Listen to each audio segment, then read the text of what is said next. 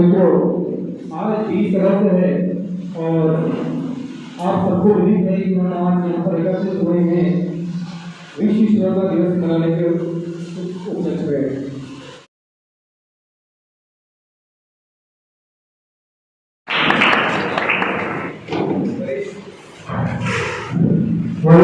के तौर पर मैं डॉक्टर नंदकिशोर महाराज से आग्रह करूंगा कि आप भी आए और मंच पर पधारें।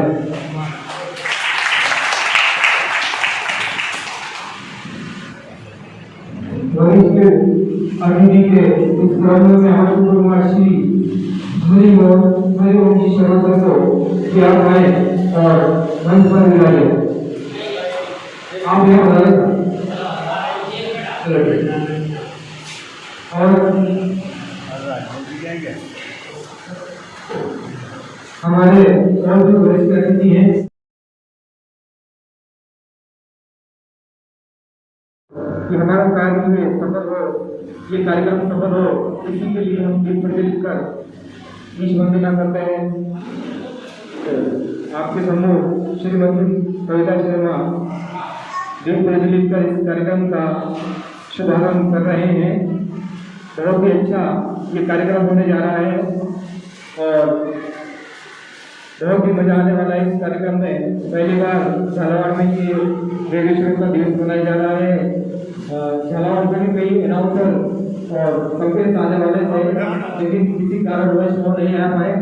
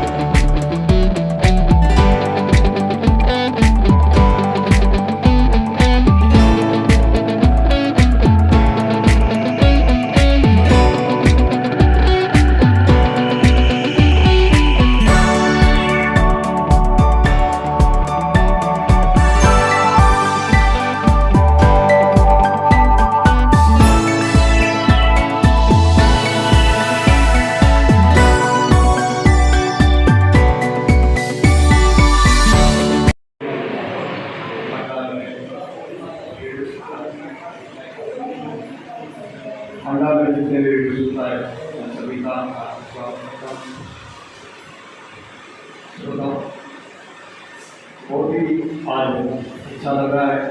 बहुत दिनों के बाद रेडियो श्रोताओं का एक मिलन समान भवानी मंदिर राजस्थान में रखा है।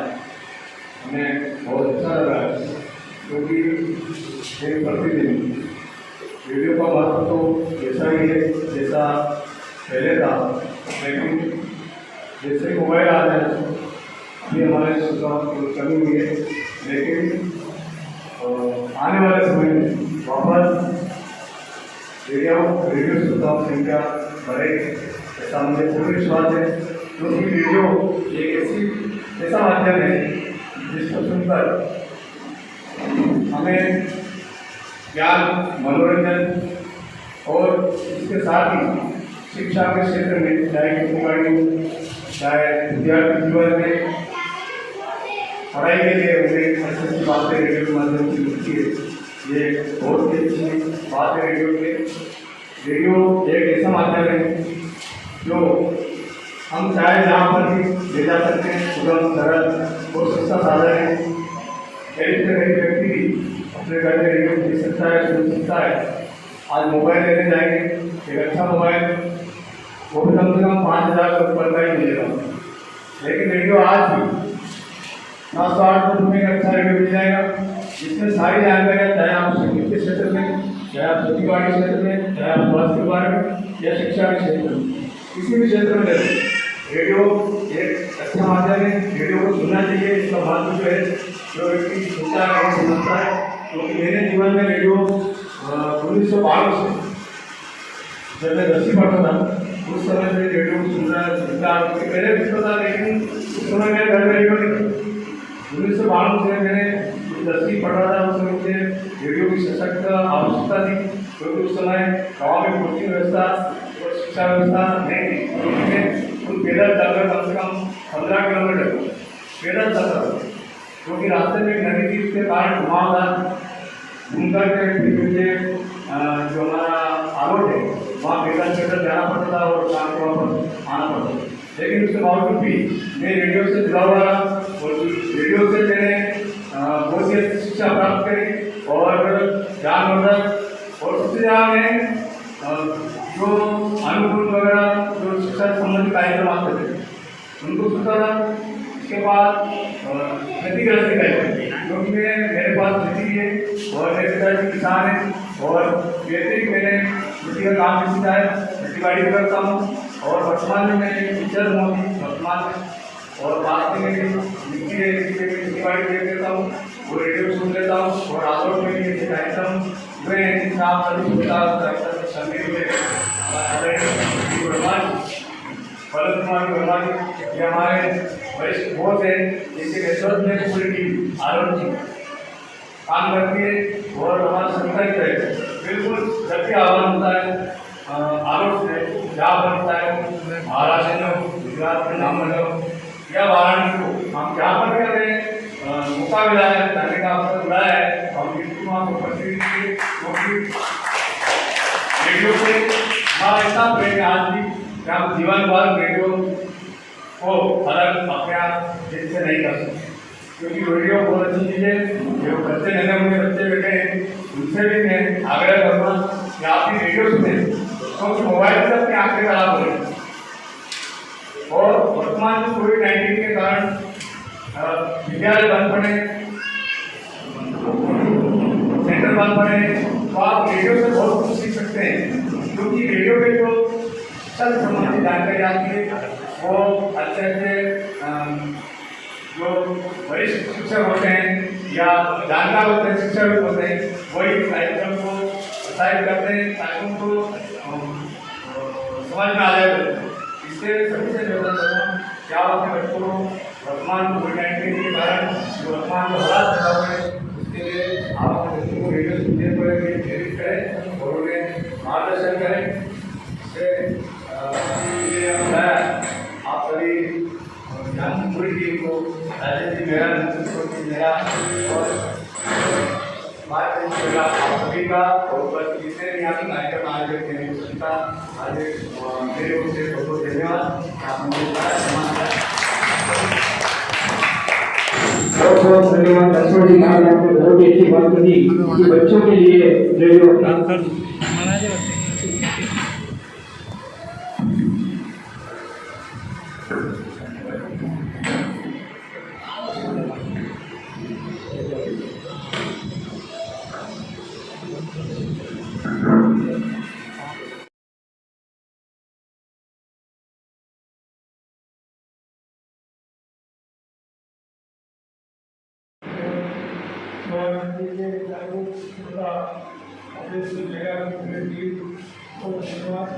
कि आज विश्व रेडियो दिवस पर कार्यक्रम आयोजित किया गया और बहुत ही शानदार तरीके से व्यवस्था की गई।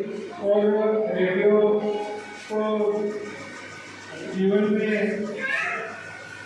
बहुत ही महत्व है रेडियो का। रेडियो से ही कहीं भी हम ले जा सकते हैं रेडियो को खेती करने के लिए, कहीं भी हम आसानी से रेडियो सुन सकते हैं।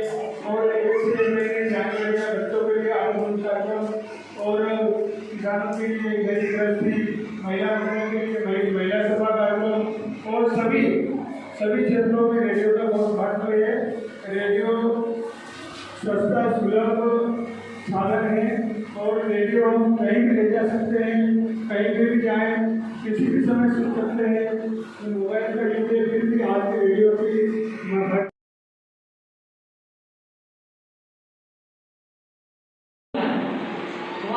पहले तो सिग्नल शामगढ़ मिला है और शामगढ़ से निकले तो गरोड़ तक के नेटवर्क भवानी मंडी में मिला है। तो मैं इसी तरह से आज के युवाओं को भी मैं जानकारी देना चाहूँगा कि आप रेडियो के प्रति अपनी रुचि रखें। रेडियो में कार्यक्रम बहुत आते हैं और रेडियो में ज्ञानवर्धक जानकारी आप हासिल करें और अपना ज्ञानवर्धन भी बढ़ाए। इन्हीं शब्दों के साथ मैं अपने शब्दों को विराम देता हूँ और राजेश जी की टीम को बहुत बहुत धन्यवाद देता हूँ। जोरदार तालियां बजाई जाए बालाराम महेश के लिए।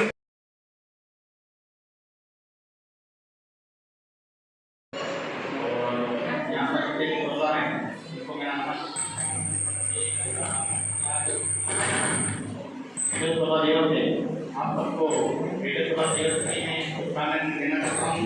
मैं छोटी सी कविता सुनाना चाहता हूँ कि रेडियो तुम मेरे प्रीत हो, बिन बांधे लंबे को प्रीत हो, सुख दुख के साथी तुम, प्रेम अपनन को और सद्भाव भरी बाती तुम, हौसला देने वाली सदियों की एक रीत हो, किसान से गगन अंधेरा हो या नीरवता से भरा कोई पहरा हो, तेरी धुन में रंग कर मेरा हर तन्मा बेकार हो जाता है, उससे मिलकर आत्मविश्वास कहीं अधिक बढ़ जाता है।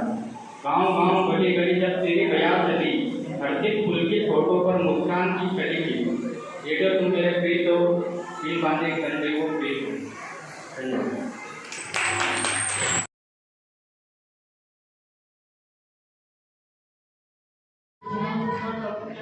तो वहीं से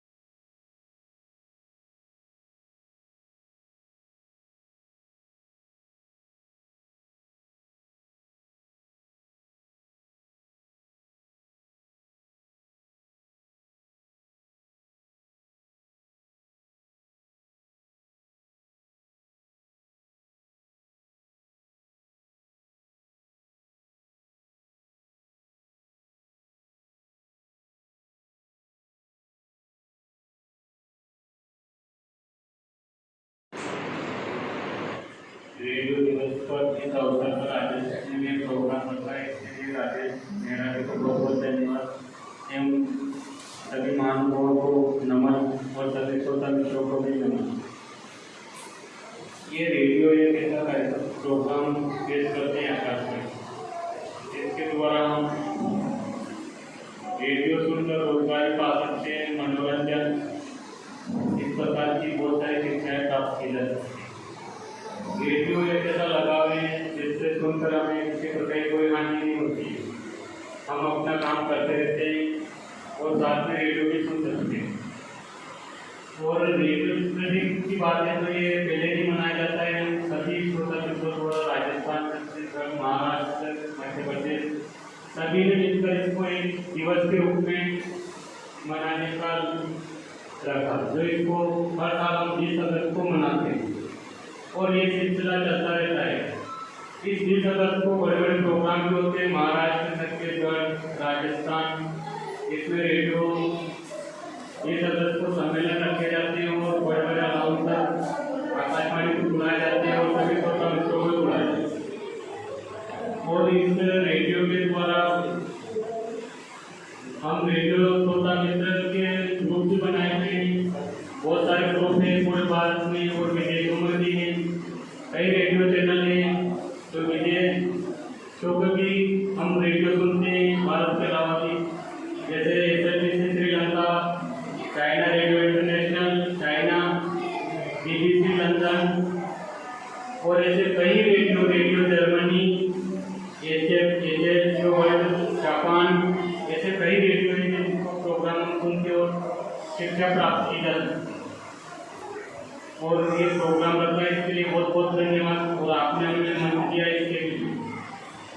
काफी जागरूक श्रोता है हमारा एग्जाम जी दिवस आकाशवाणी धनबाद को आपके कुछ नियमित पत्र नियमित रूप से मिलते हैं और काफी अच्छी फरमाइशें आपकी हमेशा रहती है। कार्यक्रम को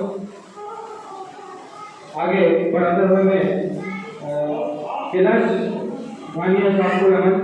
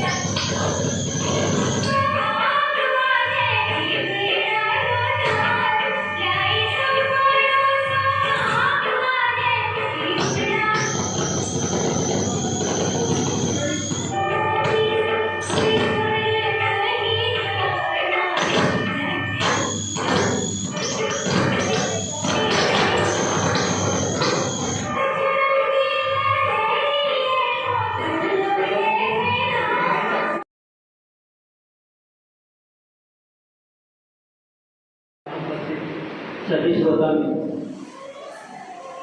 आप सभी को 20 अगस्त श्रोता दिवस की हार्दिक शुभकामनाएं और बहुत बहुत बधाई और धन्यवाद करना चाहूँगा आदरणीय राजेश मेहरा जी का,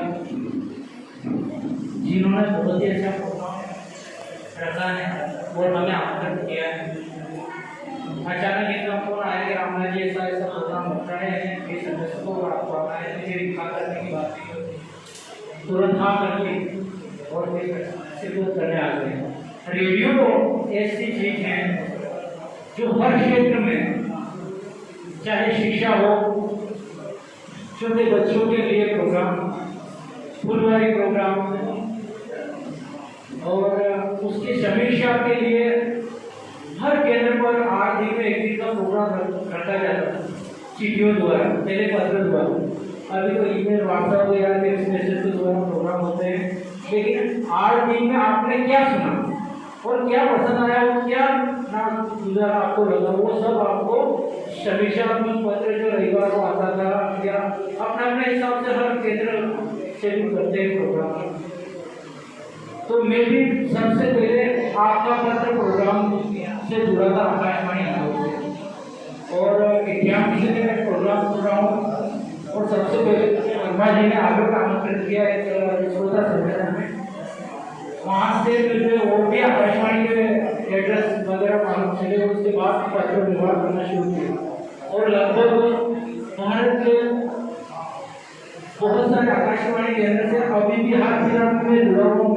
SLBC, चाइना रेडियो इंटरनेशनल, और काफ़ी भ्रमण भी कर चुका हूँ मैं भारत का। काफ़ी दोस्तों से, काफ़ी नामसर से मिल चुका हूँ। महावर से मेरा फेसबुक पे कॉन्टेक्ट है। आदरणीय कोटा के मीणा जी, आराम नारायण मीणा जी, ममता सोनी प्रोग्राम में उपस्थित करती है। सभी से मुलाकात अच्छी है।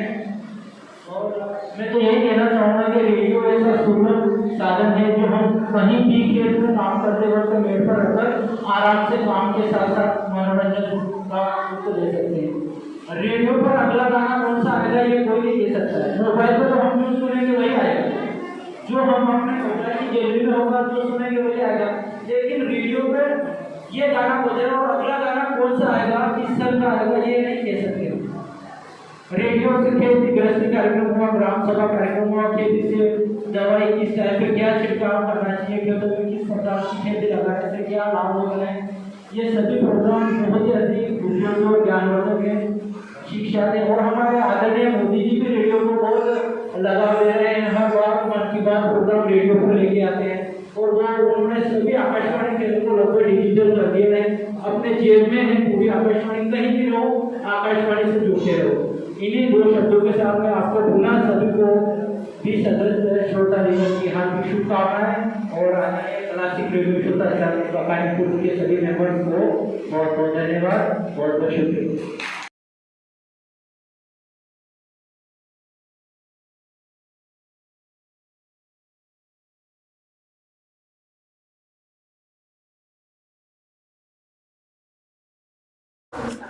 कि आपने मुझे बुलाया और समारोह में किया। मुझे एक गायक बनना, एक श्रोता और एक प्रयोग करना, एक दूसरे की तुलना बिना श्रोता कुछ नहीं है। जब आप लोग हमारे कार्यक्रम की समीक्षा करते हैं उसमें आपकी भाषा का ज्ञान, आपके शब्दों का ज्ञान, जो आप चयन करते हैं शब्दों का, उससे हमें बहुत सीखने को मिलता है। जैसा कि कहते हैं रेडियो पर हम जानकारी देते हैं, रेडियो होता है एक शिक्षा, मनोरंजन और ज्ञान का साधन है। तो जो हमें कार्यक्रम प्रस्तुत करते हैं महिला जगत, उसमें भी हम इन तीनों चीजों का समावेश करते हैं और हम यही आशा करते हैं कि जो श्रोता हमें सुने वो हमसे सीखे। और हम भी यही करते हैं, हमारी कोशिश यही रहती है कि हम जो प्रस्तुत करते हैं, जो श्रोता हमें सुनते हैं, उन्हें हम अपने जीवन में भी आगे करें, ताकि हम लोग भी ऐसा ही करते हैं, ताकि हम लोगों को दूसरों का ज्ञान दे सकें। एक बार हुआ उसके बाद एक माँ अपनी बच्ची को लेकर जाती है। वो अपने बच्चे को कहती है कि बच्चा तुम बहुत मीठा खाते हो, तो चलो तुम एक उनके पास लेकर चलती हूँ। तो जब भगवान उनके पास वो पहुँचते हैं तो भगवान को भी कहते हैं कि आप 7 दिन बाद आइएगा, मैं अभी इस बच्चे को कुछ नहीं कह सकता। तो जब माता 7 दिन बाद वापस उनके पास आती है तब भगवान उनसे पूछती है कि भगवान मुझे बताइए कि बेटा मिठाई बहुत खाता है, मैं इससे ये मिठाई कैसे छुड़ाऊं।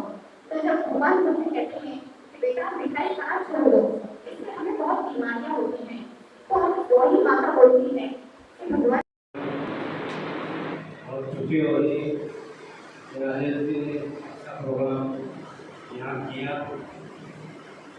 समझ मेरे साथी लोग अच्छा हो गए। और कई श्रोता ऐसे हैं जिनको समय नहीं मिल पाया, वो आ नहीं पाया, आर्थिक इसमें शामिल हो गई। और आलोट में ऐसे कार्यक्रम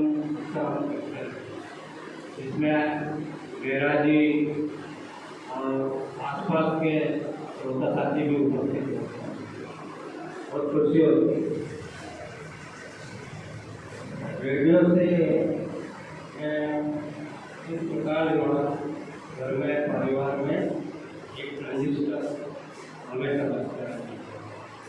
जन्म से ही हम रेडियो की आवाज़ करना गूंजे और एक सत्य घटना मकान में हम रहते थे, वो पुराना था, अवेलो वाला मिट्टी का, और एक कील पर लकड़ी की टूटी हुआ करती थी, उस पर रेडियो ट्रांजिस्टर टंगा हुआ था और रात में नागिन की जो धुन है वो गीत चल रहा था और उसके पास में एक सर पर वो भी आ गया और ये मैंने अपने आँखों से देखा। फिर वो बंद जैसे संगीत हुआ वो वापस चला गया। मतलब संगीत से इतना लगाव और वो भी क्यों नहीं, क्योंकि ये तो आज दूरदर्शन शुरू हुआ है और यूँ कहे कि आकाशवाणी को सुनने के लिए हमें कहीं भी जाना नहीं पड़ता। आकाशवाणी हमारे कानों में सदैव बोलती रहती है और मैं इस स्थान पर आज राजेश जी मीरा जी ने मुझे जो स्थान प्रदान किया उसके पीछे अनेक कारण। एक श्रोता के रूप में मुझे ये स्थान प्रदान किया गया है। मैं रेडियो के अनेक कार्यक्रमों में पहुँचा। मेरा जी खुद स्वयं मेरे साथ अभी कुछ लॉकडाउन से पहले ये जो कोरोना काल शुरुआत हुई इससे पहले कुछ ही 2 महीने पहले, 1 महीने पहले हम 12 में आकाशवाणी पहुँचे। अक्सर हम एक श्रोता से मुलाकात करते रहते हैं। रास्ते में जितने भी श्रोता होते हैं, साथी होते हैं, उनसे हम मुलाकात भी करते हैं और आकाशवाणी एक तरह से हमारे लिए मंदिर है। आकाशवाणी मंदिर है हमारे लिए और आपके के मंच पर ये हमारे गुरुकुल है। महावार जी और कविता में विराजित गुरु इसको करते हैं।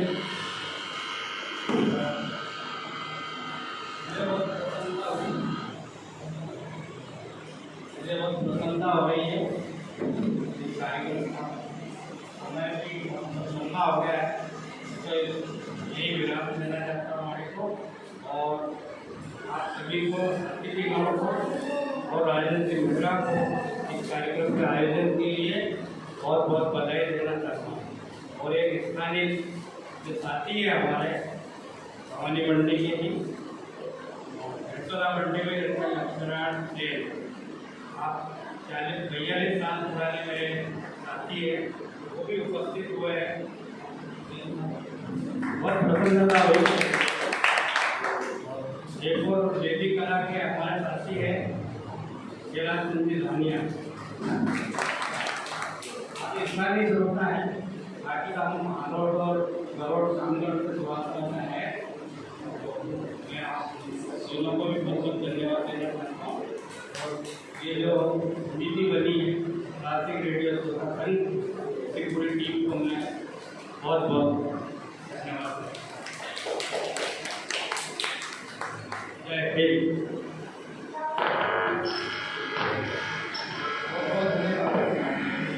श्री पवन कुमार ने अपने विचार प्रकट किए। हम तुम ऐसे बिछड़ेंगे तो महामिलन का क्या होगा। उजली गंगा मेरी नीली नीली यमुना है, लेकिन हम दोनों से ज्यादा सुंदर इनका मिलना है। ऐसा कोई नहीं करे जो संकट से प्यार की, रात रात भर चांद उतारा करता इनकी आरती। चांद बनेगा मर अगर तो चंद्र किरण का क्या होगा। धरती तो बट जाएगी पर नील गगन का क्या होगा। सत्य नहीं हो सकता सपना जब तक साथ अधूरी है। सबसे भारी दुश्मन अपनी अपनी ही मजबूरी है। हर नीचाई ऊंची लगती मरती ही गहराई से। विश्व भी जीते जाते हैं चंदन की सच्चाई से। विश्व भी बढ़ता जाएगा तो फिर चंदन का क्या होगा। धरती तो बढ़ जाएगी पर नील जगत का क्या होगा। समय बदल देता है सबको स्वयं बदलता ही नहीं। पर्वत नदियाँ देता है बर्फी तो करता ही नहीं। लेन होता है जिसमें मुश्किल कुछ आसान हो। नाश न आए पास हमारे निर्भय हर इंसान हो।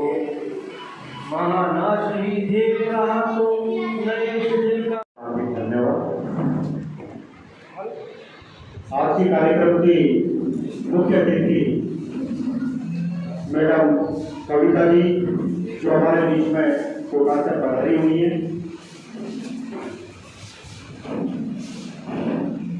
मधुकर जी आज के कार्यक्रम की अध्यक्षता कर रहे हैं और नंद किशोर जी महावर जो मेरे मित्र हैं, साथ ही हमारे बीच में इस अवसर पर भवानी मंडी खबर 24 न्यूज चैनल के चीफ एडिटर लोकेश जी मकवाना जी हमारे बीच में है।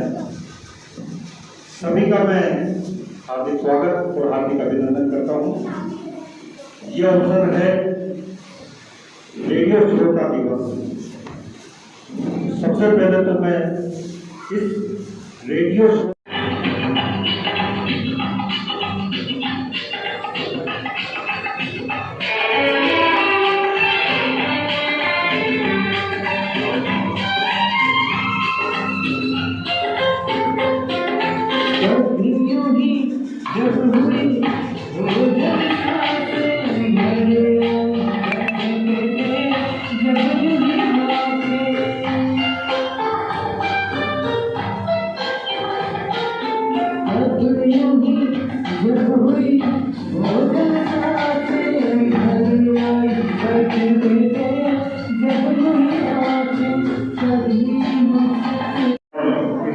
आयोजन समिति के भी सदस्य और मेरे आदरणीय बड़े भाई साहब हैं, तो मैं उनसे अनुरोध कर रहा हूँ कि आप अपने विचारों से श्रोताओं का अवगत करा। श्रीमान वालचंद जी मेहरा।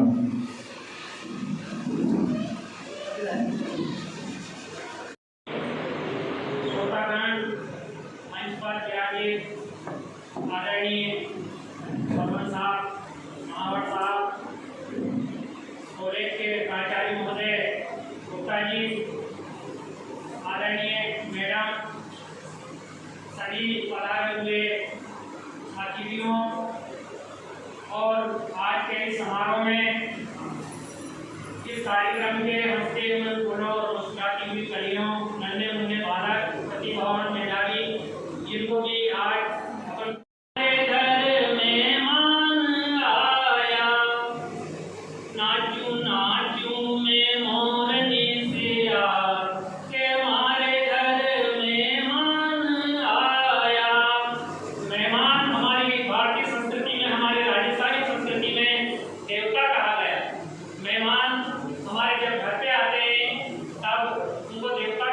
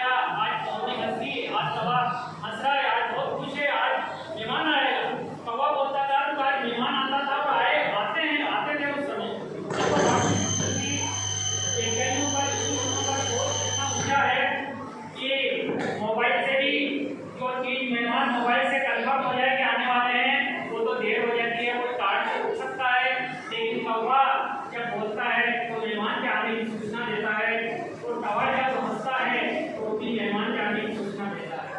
कागो बोलियो ने झूलो हंस्यो तो, और मने सपनों आयो तो पर भार के मारे घर में मन आया।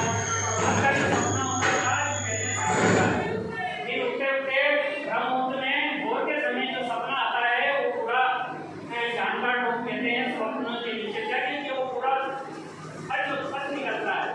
तो मेहमान का भावना होती है तो कभी कभी हिस्ट्री आती है, तो हिस्ट्री से भी आप बिल्कुल टाइम नोट कर लो कि 4:05 पे हिस्ट्री आई, उस समय ही उसने याद करा ये बिल्कुल वैज्ञानिकों का फैक्ट।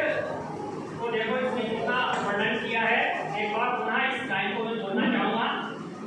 नाचूं नाचूं में मोरनी से आज के मारे घर मेहमान आया, मेहमान आया मारे भगवान आया, मेहमान आया मारे भगवान आया। नाचूं नाचूं में मोरनी से आज के मारे घर मेहमान आया।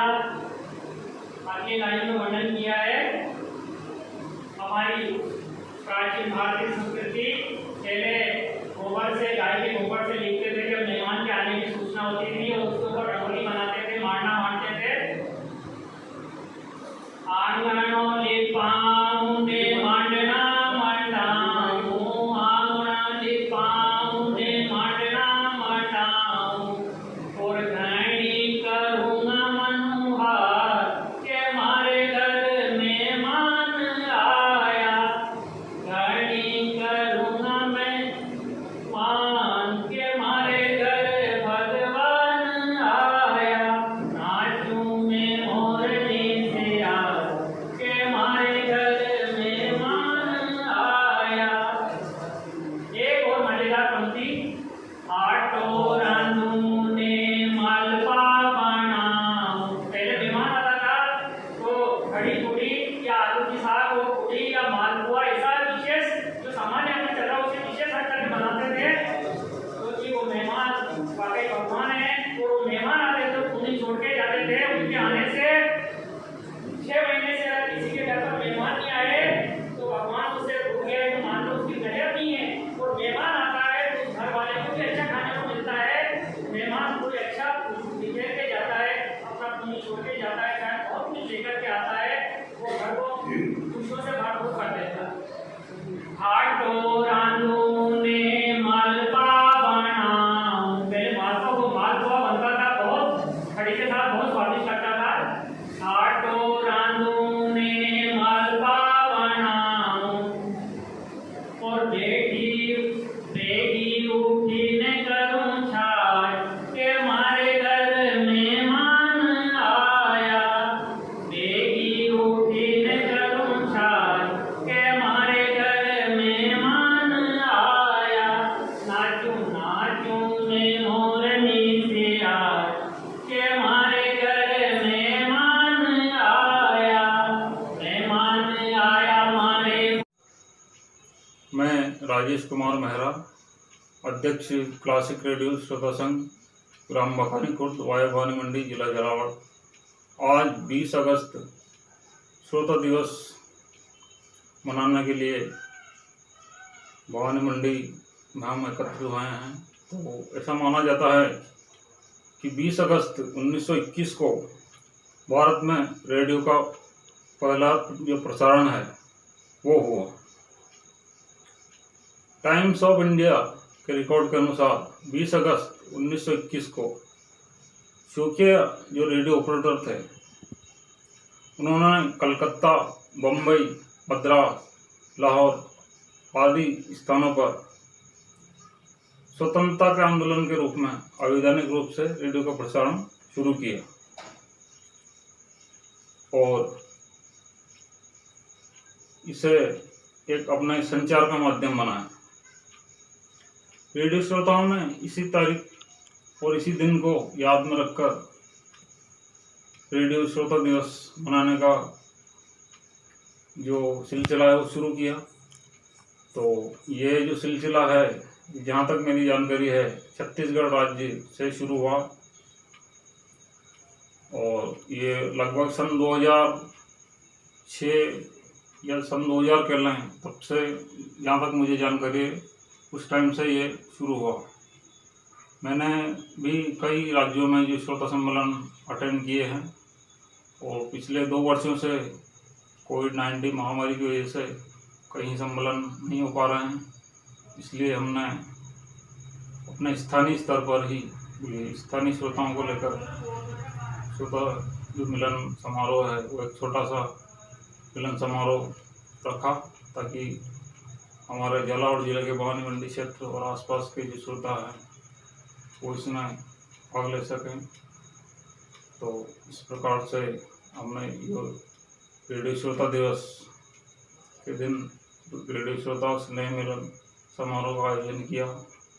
इसमें हमारा जो संघ है क्लासिक रेडियो श्रोता संघ, पूरा आयोजन इसके द्वारा किया गया और समीपवर्ती भवानी मंडी के समीपवर्ती जो भी क्षेत्र है मध्य प्रदेश के मंदसौर जिला और झालावाड़ जिला और कोटा जिला, यहाँ से श्रोताओं ने अपनी उपस्थिति दी। तो मैं सभी श्रोताओं का और सभी जो उद्घोषक आकाशवाणी कोटा से आए हैं उनका सबका तहे दिल से हार्दिक अभिनंदन करता हूँ। धन्यवाद।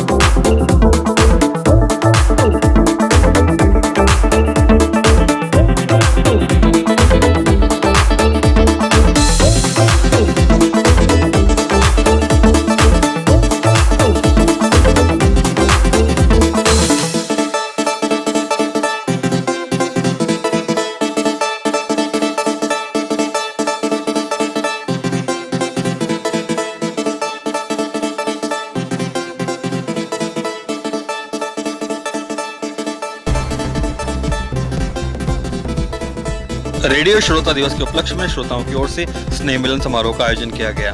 क्लासिक रेडियो श्रोता संघ बकानी खुर्द की ओर से भवानी मंडी में आयोजित समारोह में क्षेत्र के श्रोताओं ने भाग लिया। क्लासिक रेडियो श्रोता संघ के अध्यक्ष राजेश कुमार मेहरा ने बताया कि हर वर्ष 20 अगस्त को श्रोता दिवस मनाया जाता है। कार्यक्रम की मुख्य अतिथि आकाशवाणी कोटा की उद्घोषक कविता शर्मा रही। समारोह की अध्यक्षता वरिष्ठ श्रोता बलवंत कुमार वर्मा ने की। वहीं डॉक्टर नंद किशोर महावर उद्घोषक आकाशवाणी कोटा, अनिल गुप्ता बिरला कॉलेज भवानी मंडी के प्रोफेसर विशिष्ट अतिथि रहे। इस दौरान रेडियो श्रोता प्रभुलाल बागड़ी, श्याम मेहर, बालाराम मेहर, हरीश विश्वकर्मा, रामलाल चंद्रवंशी, सुरेंद्र चौहान ने भी संबोधित किया। श्रोता संघ के सदस्य बालचंद, नंद किशोर, दुर्गा शंकर, सिकंदर, राहुल, चंदू, देवराज भी इस दौरान मौजूद रहे। वहीं कार्यक्रम का संचालन आकाशवाणी झालावाड़ के धन्नालाल नागर ने किया। भगवान बुद्ध के पास एक माँ अपने बच्चे को लेकर जाती है। वो अपने बच्चों को कहती है कि बच्चा तुम बहुत मीठा खाते हो, तो चलो तुम्हें एक गुरु के पास लेकर चलती हूँ। तो जब भगवान बुद्ध के पास वो पहुँचते हैं तो भगवान बुद्ध भी कहते हैं कि आप 7 दिन बाद आइएगा, मैं अभी इस बच्चे को कुछ नहीं कह सकता। तो जब माता 7 दिन बाद वापस उनके पास आती है तब भगवान बुद्ध से पूछती है कि भगवान मुझे बताइए, मेरा बेटा मिठाई बहुत खाता है, मैं इससे ये मिठाई कैसे छुड़ाऊँ। तो जब भगवान बुद्ध कहते हैं कि बेटा मिठाई खाना छोड़ दो, इससे हमें बहुत बीमारियां होती हैं, तो वही माता बोलती है कि भगवान आपने ये बात हमें 7 दिन पहले भी तो बता सकते थे। तो भगवान बुद्ध कहते हैं माता मैं कैसे कहता, क्योंकि 7 दिन पहले तक मैं भी मिठाई खाता था, अब 7 दिन पहले मैं ये मिठाई छोड़ चुका हूँ, तभी मैं दूसरों को कह सकता हूँ। तो यही हमारी कोशिश रहती है कि जो हम शिक्षा देते हैं हम उसे अपने ऊपर भी उतारें।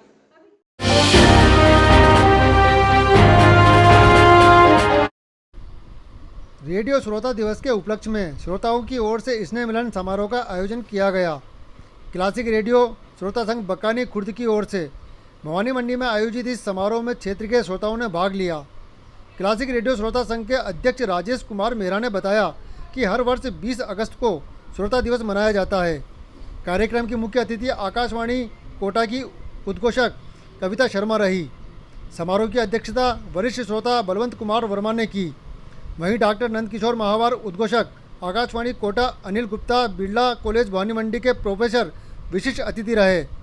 इस दौरान रेडियो श्रोता प्रभुलाल बागड़ी, श्याम मेहर, बालाराम मेहर, हरीश विश्वकर्मा, रामलाल चंद्रवंशी, सुरेश चौहान ने भी संबोधित किया।